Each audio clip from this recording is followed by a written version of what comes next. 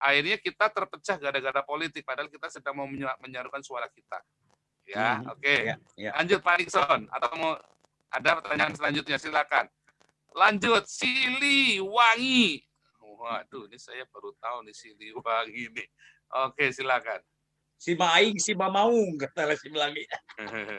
Oke, selamat malam nih. Halil. Iya, Halil. Ya, jelas nggak suaranya nih? Mantap, mantap. Oh, jelas nggak suaranya? Ya, terus. Oke. Halo? Ya. Halo? Ya, lanjut. Suaranya jelas, Pak. Cukup jelas seperti bidadari. Oke, terima kasih Pak Paul. Selamat malam.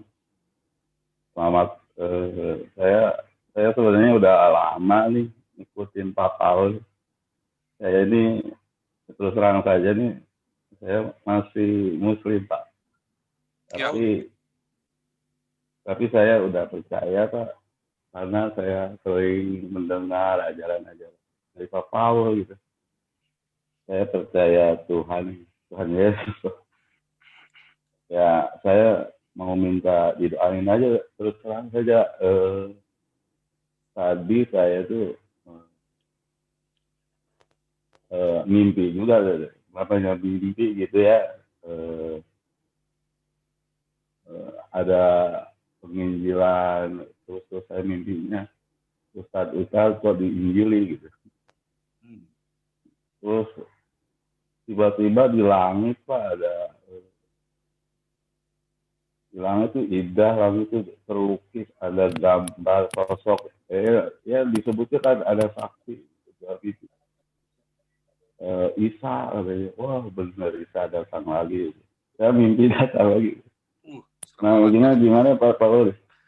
Ya, itu memang Tuhan Yesus datang lagi Pak. Itu memang sudah banyak. Saya juga ngalami mimpi itu. Jadi mimpi itu sudah banyak. Saya sudah 8 kali mimpi itu, baru berkali-kali saya mimpi Tuhan Yesus datang di zaman kita ini Pak. Itu memang belum mau datang Pak, karena saya sudah mimpi berkali-kali. Iya Pak, itu Tuhan Yesus itu seperti di dalam lukisan hati gitu, cinta gitu. Ya. Mimpinya di langit gitu. Ya, terus saya sekarang percaya Yesus itu Tuhan. Pak Siliwangi, Pak, ikutin doa. Kita doa dulu, Pak. Kita doa, Pak Siliwangi, ikutin doa saya Pak ya. Supaya Pak ini, Bapak sudah sempat menghubungi ada pendeta setempat atau ada penginjil lain, sempat menghubungi nggak? Misalnya bisa minta kalau sudah Bapak menjadi Kristen itu bukan Bapak percaya Yesus itu bukan berarti menjadi agama Kristen loh, bedain loh Pak. Ya. Percaya kepada Yesus itu Bapak bisa tetap beragama Islam, tetapi Bapak percaya kepada Yesus Kristus sebagai Tuhan satu-satunya, bukan beragama Kristen atau pergi ke gedung gereja. Itu sangat berbeda. Ya, jadi harus harus tahu tuh. Jadi ketika Bapak menjadi pengikut Kristus, Bapak siap dengan yang namanya mengasihi, mengampuni, memberkati. Itu baru pengikut Yesus. Jadi itu dulu ya, saya harus kasih tahu dulu. Jadi supaya kalau saya percaya Yesus, tapi harus ngerti itu dulu prinsipnya. Saya ini nggak kenal pendeta, nggak kenal apa. Cuman begini aja sih sebenarnya. Kadang-kadang ya saya suka melihat, saya seorang Muslim kan suka melihat ceramah-ceramah Islam. Kadang-kadang perasaan saya kok bukan makin tentram, makin gelisah. Terus kalau baca hadis-hadis apalagi itu, aduh saya makin gelisah Pak jiwa ini. Ketika saya mencari sesuatu, suaranya kurang banter. Saya mencari Tuhan.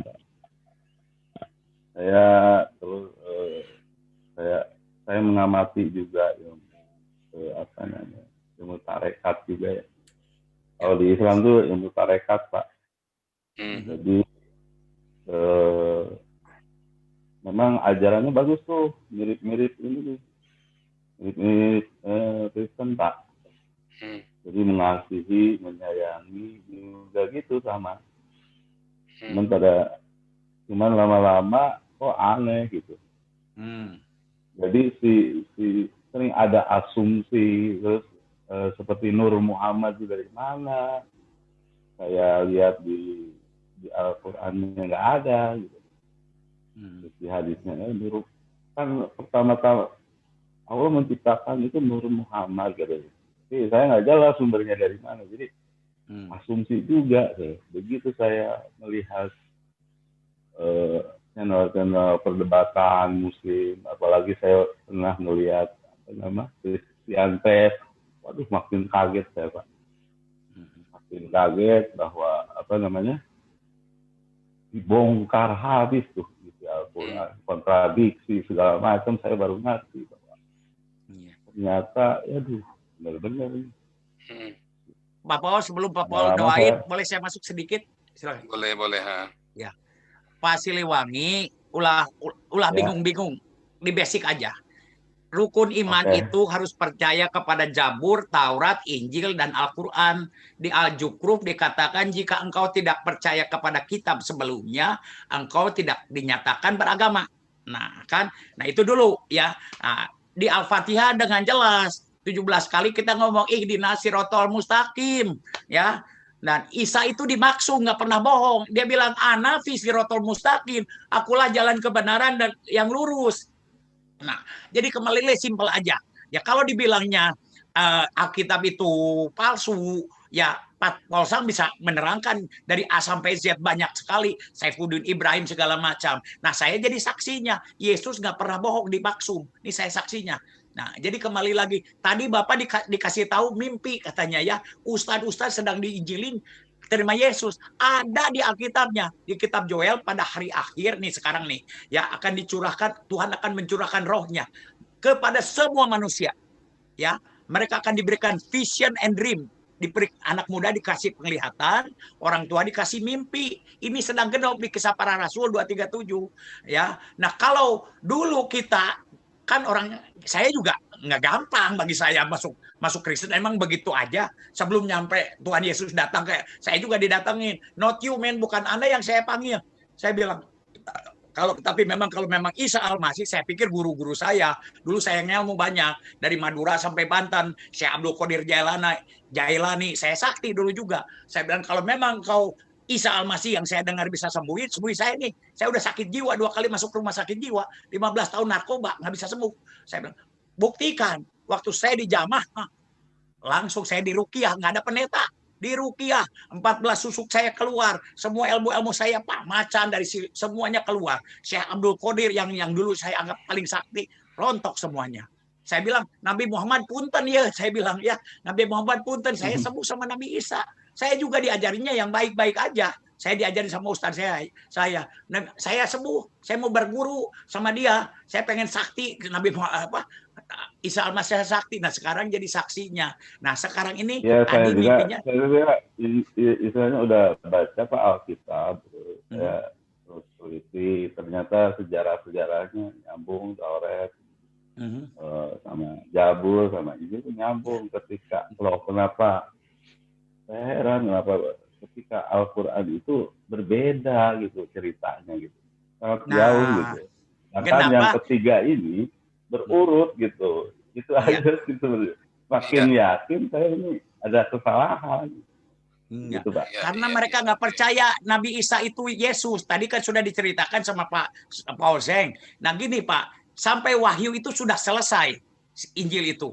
Barang siapa menambah, mengurangi akan bermasalah besar. Makanya mereka nggak percaya, kembali lagi ke hukum Taurat. Hukum Taurat itu ditimbang dengan malaikat Munkar dan Nakir. Munkar dan Nakir. Sebentar Pak Paul akan berdoa buat Pak Siliwangi. Tuhan tuh nggak pernah maksa Yesus. Yang suka maksa kadang-kadang pendeta sama penginjil. Ya, dikasih supermi belum ketelan terima Yesus, itu pemaksaan. Tapi Yesus tuh mengetuk pintu hatinya Pak Siliwangi. Ya, yang bisa buka pintu itu hanya Pak Siliwangi. Yesus nggak bisa buka dari luar. Kalau kalau Pak Siliwangi buka hati, aku akan masuk kata Tuhan Yesus dan bermakan fellowship. Bukan nggak bisa, nggak mau. Nah, jadi kembali lagi Tuhan lagi ngetuk, Nabi Isa tuh ketuk pintu hati. Ya, kalau Bapak membuka pintu hati nanti Pak Usang akan berdoa. Ya, nggak bisa dipaksa. Ya, tetapi nanti Bapak akan merasakan kita akan didamaikan. Ya, didamaikan apa dengan Allah karena dosa kita dulu putus hubungan kita. Pada saat kita didamaikan dengan Allah dengan darah Yesus yang sudah mati di kayu salib dan bangkit, kita damai dengan Allah, ada kasih, sukacita, damai sejahtera, itu berkat. Nah, jadi kembali lagi kalau taubat nasuha nggak ada di Al-Qur'an. Taubat nasuha masuk surga enggak sholat 2 hari aja, 2 kali aja kita masuk ke neraka dulu. Nah, jadi kembali lagi, Pak. Ya, Pak, makanya saya ini sudah lama tentang pengajaran Pak Paul itu saya udah amati. Saya sudah mengerti, terus ajarannya juga sistematis gitu. Pak Paul juga tidak terlalu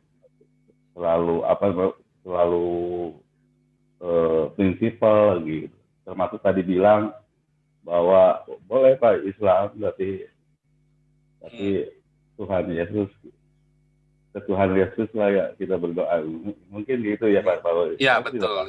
Jadi ya, kalau ngikutin rajin akan ngerti. Ya, betul ya. Jadi satu memang ya, saya tidak pernah mengagama Kristenkan ya.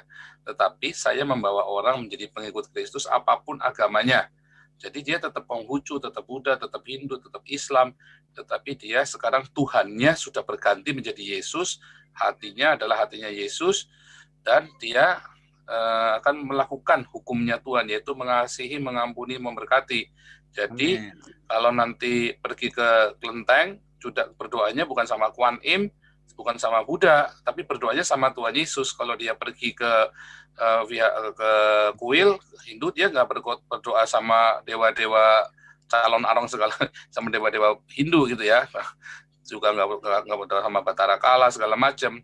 Kalau dia pergi ke masjid, dia tidak bersyahadat lagi, tidak mengakui Muhammad sebagai rasulnya Allah, karena Muhammad itu menyangkal penyaliban Yesus. Sedangkan kalau kita percaya kepada Yesus, artinya kita mengakui Yesus adalah Tuhan dan percaya bahwa Allah membangkitkan Yesus dari orang mati. Artinya Yesus disalib untuk menebus hidup kita.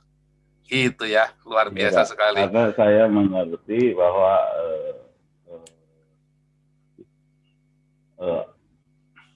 Allah itu adalah wujudnya seperti kita kan dalam Kejadian berapa tuh?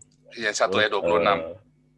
Dalam Yohanes juga bahwa mula-mulanya Allah bersama Firman bersama menjadi manusia ya gitu dah, saya lupa ayatnya sih. Ya, saya ngerti. Betul. Yohanes 1 ayat 1. Iya Pak. Ya. Terus Yohanes 1 ayat 14, Firman itu menjadi manusia, yaitu kan Yesus itu sendiri. Berarti kan saya berkesimpulan bahwa Allah itu bersama-sama Firman itu menjadi manusia. Manusia itu kan Yesus. Yesus itu sama dengan Allah itu sendiri. Gitu luar biasa. Amin. Luar biasa sekali. Haleluya. Luar biasa. Oke Pak, kita berdoa ya Pak. Semua teman-teman yang ada di live Zoom, di live YouTube, kita dukung doa. Pak Siliwangi ikuti saya berdoa ya Pak. Tuhan Yesus. Ya, Pak, ya. Tuhan Yesus. Tuhan Yesus. Saya hari ini mengaku bahwa Engkau adalah satu-satunya Tuhan dalam hidup saya. Saya hari ini mengakui bahwa Engkaulah satu-satunya Tuhan dalam hidup saya. Engkau berkuasa atas hidup dan mati saya. Engkau berkuasa atas hidup dan mati saya. Dan Engkau adalah juru selamat saya. Dan Engkau adalah juru selamat saya. Hari ini saya mengaku bahwa aku adalah orang berdosa yang ditebus oleh Yesus. Amin. Hari ini saya mengaku bahwa aku adalah orang berdosa yang ditebus oleh Tuhan Yesus. Ampunilah dosaku di dalam nama Yesus dan terimalah hidupku menjadi anak-Mu. Ampunilah dosaku dalam nama Yesus dan terimalah aku menjadi anak-Mu. Dan terimalah aku menjadi anak-Mu. dan terimalah aku menjadi anakmu. Dalam nama Tuhan Yesus Kristus, amin. Dalam nama Tuhan Yesus Kristus, amin. Bapak segera dibaptis supaya keselamatan itu tidak hilang. Amin, amin. Haleluya. Ya, Bapak Satu segera orang dibaptis. diselamatkan, seluruh dan siswi surga bersuka cita. Nanti Bapak cari Bapak tinggal di mana, atau email saya Pak, hagios.eu@gmail.com. Ada di sini. Sebentar saya tunjukkan. Sebentar saya share screen aja ya. Saya share screen supaya di ini ya. Nanti saya keluar ya. Hagios ya. Hagios. hagios.eu@gmail.com. Biasa ya. Gmailnya biasa. Yang penting ini hagios.eu@gmail.com. Bapak email ke saya. Bapak segera dibaptis. Mungkin jangan di kota terdekat, tapi nanti ke kota agak. Nanti kita yang atur akomodasinya, Pak, ke teman-teman di kota tersebut, supaya Bapak bisa dibaptis. Sebab orang kalau sudah percaya Yesus, percaya dan dibaptis, nanti Bapak dipenuhi Roh Kudus. Supaya Bapak nanti Roh Kudus, kan Bapak nggak bisa sama saya terus kan, tapi nanti Roh Kudus yang ngajar Bapak untuk baca firman Tuhan, dan bagaimana memahami firman, bertumbuh rohaninya. Dan itu Roh Kudus, Tuhan Yesus janji, kamu tidak akan sendiri, tetapi akan mengirim penolong yang lain, itu Roh Kudus. Nah, itu nanti Roh Kudus, setelah Bapak dibaptis, nanti Roh Kudus itu akan memenuhi hidup Bapak, dan nanti Bapak tadi, kayak Pak Hendro bilang, nanti setiap baca firman Tuhan, nanti Bapak ngerti. Makin ngerti. Tapi nanti enggak nongol Pak, emailnya Pak. Emailnya? Gimana? Email Bapak hagios apa Pak? hagios.eu@gmail.com. Sebentar, saya tulis di ini aja deh. Tulis pakai Microsoft Word aja. Pakai ini. Kayaknya saya tulisannya dokter. Tulisan dokter tadi. Iya, tulisan dokter ini. Sorry nih, tulisan dokter nih saya nih. Sebentar. Video cover ini ya. Saya pernah bikin kok email saya. Oke, sebentar ya. Ini agak lemot ini.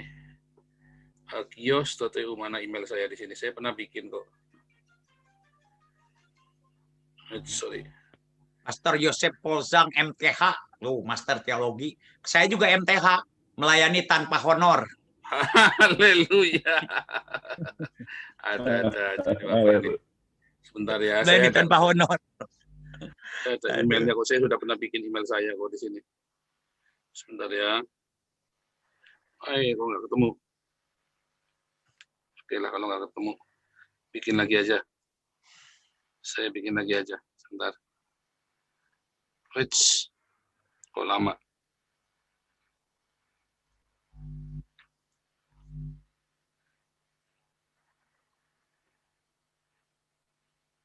Bikin ini. Nah, ini ketemu, ada nih, ya. Ini ya. Kelihatan nggak di layar itu? Pak Siliwangi kelihatan? Di layar? Belum, Pak. Masih muter. Oh, masih muter. Muter, ya. Pak, di saya. Oke. Oh iya ya. Dalam nama Yesus itu iblis mau menang. hagios.eu@gmail.com. Hagiosnya biasa. Gini aja teman-teman, mungkin di chat ke pribadi. Oh, di chat. Kelihatan, Bapak bisa lihat chatnya. Di chat. Ya. Chat, tolong kirim. Ada yang bisa kirim. Ya. Hagios. Sebentar. Saya bisa ngetik nih. Berarti perlu dikirim handphone baru juga tuh dari Jerman tuh. gmail.com. Oh iya Pak, iya. Kelihatan ya. hagios.eu@gmail.com. Iya Pak. Oke. Nanti email saya, nanti akomodasi sama transportasi nanti kita yang atur Pak. Jadi kecuali kalau Bapak memang ini ya, tapi biasanya memang kalau, dan Bapak kalau dibaptis itu nggak dimintain bayaran ya Pak. Jadi jangan nanti kemarin ada yang nanya saya, Pak, dibaptis bayarnya berapa? Oh, bayarnya darah Yesus itu mahal banget itu. Ya, darah seorang anak tuh Allah dibunuh. Jadi baptis itu Bapak, baik, ya, Pak. Iya, karena beberapa gereja ada yang kasih tarif baptisan 500.000, saya kaget ya, itu benar-benar penyesatan ya. Jadi dibaptis itu nggak boleh bayar ya, nggak boleh bayar sama sekali. Nggak ada, karena Tuhan Yesus sudah membayarnya. Jadi kita dibaptis nanti supaya Roh Kudus bisa turun dalam hidup Bapak dan leluasa mengajar hidup Bapak, dan itu dimeteraikan. Jadi Bapak akan dituntun nanti. Begitu Pak. Nanti di kota mana yang kira-kira agak jauhan ya. Jadi supaya saya tahu kan di Indonesia kan kalau berubah agama itu kan, kecuali Bapak siap ya. Tetapi biasanya orang-orang yang sudah firman Tuhan berkata, percayalah kepada Tuhan Yesus, maka kamu dan seluruh isi rumah tanggamu akan diselamatkan. Itu saya bolak-balik alamin begitu ya. Saya baptis orang satu, sekeluarganya ikut semua akhirnya. Itu udah bolak-balik itu.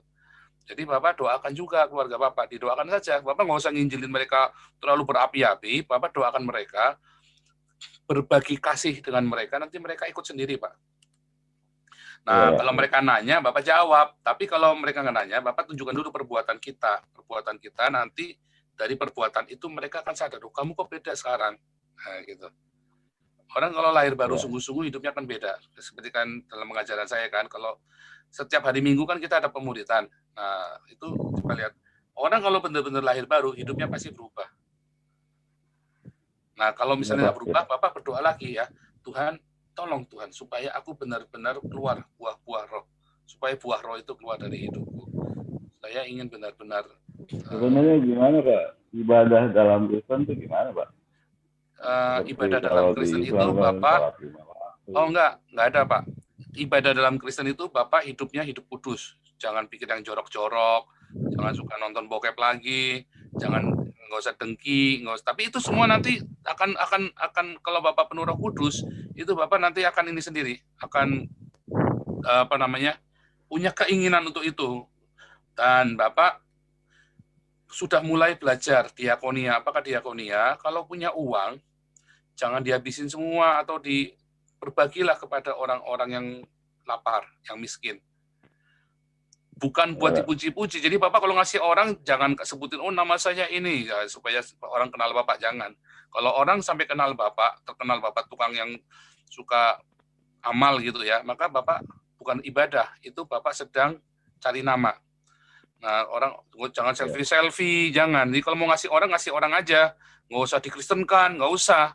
Oke, kalau ada orang miskin, orang nggak kuat makan, itu tugas kita buat kasih makan, bukan tugas negara, tugasnya gereja. Gereja siapa? Kita lah gereja. Tugasnya Bapak untuk kasih makan mereka. Jadi kalau Bapak punya uang lebih, paksakan diri untuk berbagi. Oh, uangnya kurang Pak, buat sendiri gaji cuma 1 juta Pak, anak saya 5. Anak saya 5 Pak, bagaimana? Selalu sisihkan buat orang lain. Kalau puasa ada kewajiban untuk berpuasa Pak? Oh, nggak ada. Di dalam Kristen itu, saya berpuasa, kadang-kadang saya berpuasa seminggu sekali, kadang-kadang saya berpuasa 7 hari berturut-turut. Saya kadang-kadang berpuasa. Nah, itu nanti ada video saya tentang berpuasa. Bagaimana cara berpuasa?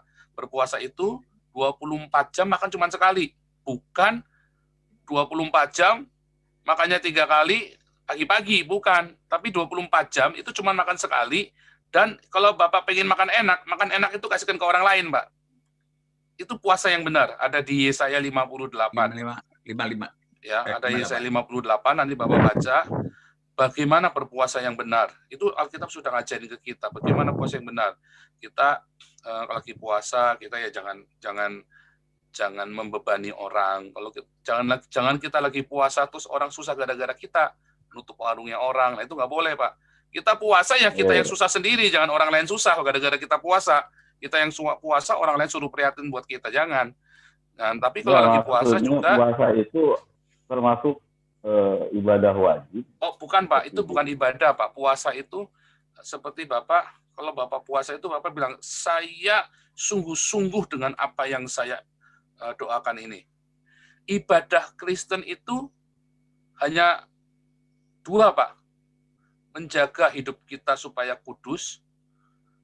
Hidup kudus itu artinya Bapak tidak berzina, ya, menjaga pikiran-pikiran dari pikiran yang jahat, itu hidup kudus, Pak. Dari iri dengki, dari kesombongan, itu namanya hidup kudus. Itu nanti Bapak baca Galatia 5 ayat 22-23. Itulah hidup kudus. Itu namanya buah, ya. Nah, kemudian untuk ibadah yang kedua adalah mengunjungi orang-orang yang susah, Pak, yang hidupnya susah. Amin. Kalau di dalam Alkitab dikasih contohnya adalah anak yatim dan janda-janda miskin. Tapi tetap ada catatannya, sambil menjaga dirimu tidak tercemar oleh dunia, tetap hidup kudus. Jadi ngelihat janda, jangan terus malah kita kepengin ngawinin atau kamu saya kasih makan karena saya mengharapkan kamu mengawini kamu. Nah, itu banyak orang datengin gitu terus memanipulasi mereka, Pak. Nah, itu juga namanya tidak kudus. Nah, itu wah, yang begitu tuh justru terkutuk, Pak. Namanya kita hak anak yatim itu kita ambil lah, kita nggak boleh. Di Alkitab sudah bilang ya, ketika kita memberi makan mereka, kita itu menghutangi Tuhan. Memiutangi Tuhan. Iya, menghutangi namanya. Kita menghutangi. Ya kan begini Pak ya, berarti dengan turunnya Tuhan Yesus ke dunia itu, berarti menutup para nabi. Berarti setelah Tuhan Yesus itu tidak ada nabi lagi, mungkin begitu? Iya. Salah gimana? Tidak ada setelah itu. Bukan. Yesus itu bukan nabi ya Pak. Yesus itu adalah penggenapan dari semua nubuatan para nabi. Dan Yesus adalah berita yang dibawa oleh para rasul. Yesus adalah penggenapan dari nubuatan para nabi di dalam Perjanjian Lama dan berita yang diberitakan oleh para rasul dalam Perjanjian Baru. Nah, Yesus adalah anak manusia tadi, anak manusia dalam tanda kutip ya, anak manusia yang tadi Pak Henry saya tanya, ya bahwa ia adalah Allah sendiri yang kemudian turun ke dunia sebagai anak manusia. Tadi ya dalam kutip tadi dia benar-benar sesuatu yang khusus. Nah, itulah yang dinubuatkan oleh para nabi dan yang diberitakan oleh para rasul. Yesus tidak pernah mengaku dirinya adalah nabi, tetapi ia berkata, akulah Tuhan, majikan. Ada banyak sekali Allah di muka bumi ini. Ada Allah Filistin, Allah orang Amalek, Allahnya orang Arab, ada Allahnya orang Jawa, ada Allahnya orang Kalimantan, ada Allahnya orang Batak, ada Allahnya orang Papua. Tetapi hanya ada satu Tuhan dalam hidup kita, yaitu Yesus Kristus. Siapa yang mau kita pilih menjadi majikan kita? Yesus. Ada banyak orang, Allah Gunung Kawi, ada Allah Gunung Kemukus. Satu orang bisa punya 5 Allah. Satu orang bisa punya 5 Allah. Tetapi hanya satu orang hanya bisa mengabdi kepada satu Tuhan. Itu firman Tuhan berkata, kamu tidak bisa mengabdi kepada 2 Tuhan. Kita hanya bisa mengabdi kepada satu Tuhan, yaitu Yesus Kristus. Ya. Nah, itulah. Nah, sekarang bagaimana cara kita mengabdi kepada Tuhan? Matius 25. Ya, kalau kita baca dalam Matius 25, bagaimana aku tahu? Bagaimana melayani Tuhan yang tidak kelihatan? Kan sekarang kita nggak lihat tiap hari Tuhan Yesus sama kita. Maka setiap kali kita kasih makan orang, kasih minum, kasih pakaian, kasih tumpangan, kita tengok dia di penjara, waktu dia sakit kita rawat, itu kita sedang melayani Tuhan. Melayani Tuhan itu bukan di gedung gereja. Melayani Tuhan itu bukan ketika kita khotbah atau kita nyanyi-nyanyi. Melayani Tuhan itu tadi, sudah jelas Matius 25. Setiap kamu melakukannya untuk orang yang paling hina itu. Siapa? Musuh kita kan yang paling hina, kamu melakukannya untuk aku. Tetapi kita juga mengasihi sesama. Makanya tadi perintahnya adalah mengasihi sesama dan mengasihi Tuhan. Bagaimana mengasihi sesama? Ya kita mengasihi sama kepada sesama kita. Kita kasih. Kita mengasihi, mengampuni, memberkati. Bagaimana kita mengasihi Tuhan yang tidak kelihatan? Setiap kita melakukannya untuk orang yang paling hina, siapa yang paling hina dalam hidupmu? Musuh kita kan? Atau siapa yang paling hina? Adik kita yang bolak-balik kena narkoba masuk penjara, yang menghabiskan uang orang tua kita. Itu kan juga paling hina kan? Siapa yang paling hina? Nah, itu yang harus kita rawat. Itulah mengasihi Tuhan yang tidak kelihatan. Nah, nanti tiap minggu, Pak, nanti satu-satu kita, firman Tuhan katakan, beritakan Injil dan ajarkan. Nanti saya ajarkan tiap minggu, tiap hari Minggu ya. Setiap hari Minggu Bapak ikut aja, itu pengajaran khusus pemuritan. Makanya saya materinya sangat mendasar sekali dan saya bikin di situ materi dasar, tapi saya bikin dalam. Jadi supaya tahu aplikatif, supaya bagaimana menerapkannya dalam kehidupan sehari-hari. Tiap hari Minggu saya ada pemuritan Pak, jam 6 sore juga. Mas Hendy juga suruh nggak suka itu juga ya, teman-teman juga. Ya, kalau hari-hari begini, ini hari-hari saya berapologia, melakukan kritik sosial, menyampaikan suara kenabian. Tapi kalau hari Minggu, itu saya melakukan pemuritan. Begitu Pak. Sebetulnya nanti kalau Ya nanti mungkin sambil jalan ya, sambil jalan Pak. Karena nanti terlalu banyak, nanti biar Roh Kudus yang menuntun Bapak. Tapi intinya Bapak email ke saya supaya Bapak segera dibaptis. Kalau Bapak dibaptis nanti Roh Kudus yang akan membimbing Bapak lebih jauh untuk harus apa sekarang. Tuhan, apa yang harus aku lakukan? Ikutlah aku. Tuhan Yesus bilang begitu kan. Nah selanjutnya nanti Roh Kudus akan bimbing. Bapak ada pertanyaan tadi dari Abdul Culun katanya. Kenapa kok Tuhan punya utang? Nah, yang nulis itu Amsal Sulaiman. Sulaiman itu orang yang paling berhikmat. Tidak ada orang manusia lahir di bumi yang lebih berhikmat daripada Amsal Sulaiman. Allah itu baik, sungguh baik, amat baik. Jika engkau menolong orang yang lemah, engkau memiutangi Tuhan. Tuhan nggak punya utang aja udah baik. Apalagi itu utang. Artinya apa? Nih, saya melayani homeless nih di sini. Ya, tahu-tahu ada teman saya nggak tahu. Rupanya dia orang Indonesia paling kaya di California. Orang paling dia. Saya nggak tahu ceritanya, dikenalin sama Daniel Alexander. Yuk kita pelayanan homeless. Oke. Ya. Minta tolong nomor handphonenya Alexander dong, kirim saya dong. Ya, nanti saya mau ajak ngomong bicara Papua juga. Ya. Lantas, ya saya kasih aja ke satu waktu saya doa, saya nggak kenal teman saya itu, orang Manado. Bro, saya bilang barusan Roh Kudus kasih satu ayat. Jika engkau mengasih menolong orang yang lemah, engkau memiutangi Tuhan. Saya nggak tahu dia lagi bangkrut. Orang paling kaya di California. Kita melayani homeless langsung beres. Bisnisnya dibereskan, memiutangi Tuhan, dia cinta Tuhan luar biasa. Jadi kembali lagi kalau saya hari ini ya, kenapa saya diberkati? Carilah kerajaan Allah dahulu dan kebenarannya. Yang punya kerajaan Allah itu orang miskin dan orang hina. Ya, dari dulu saya melayani narkoba, jemaat saya 80 di Cimahi, 4 orang yang kerja, semuanya nganggur. Kenapa? Copet jadi pensiun gara-gara bertobat, maling nggak bisa jadi maling lagi, pelacur nggak bisa maling lagi. Ya, tetapi pada saat saya menolong orang yang lemah, yang miskin, orang kaya ngejar-ngejar saya. Halo. Nah, ya gitu Pak Siliwangi. Ya, ketika mimpi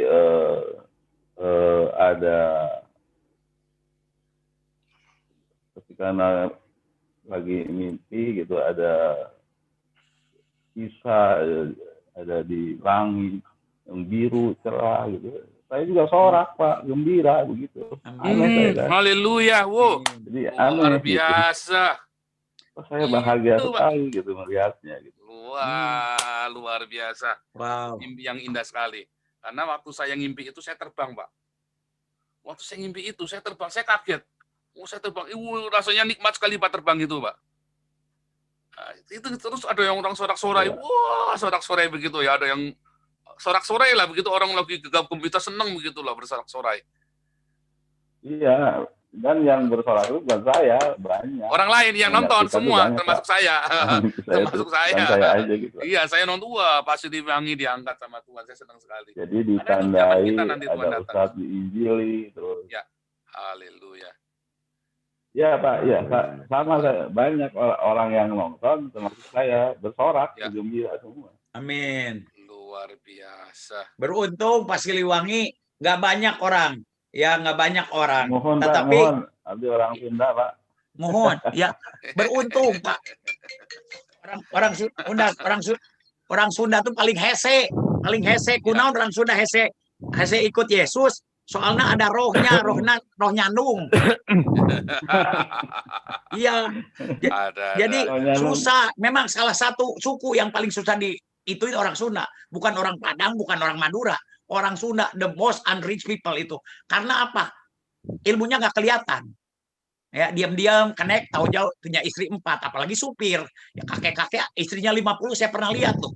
Benar nggak? Itu ilmunya nggak kelihatan. Jadi kembali lagi, berbahagialah. Tapi teman-teman yang belum dikasih mimpi dan visi, jangan kecil hati. Berbahagialah orang yang tidak melihat tapi percaya.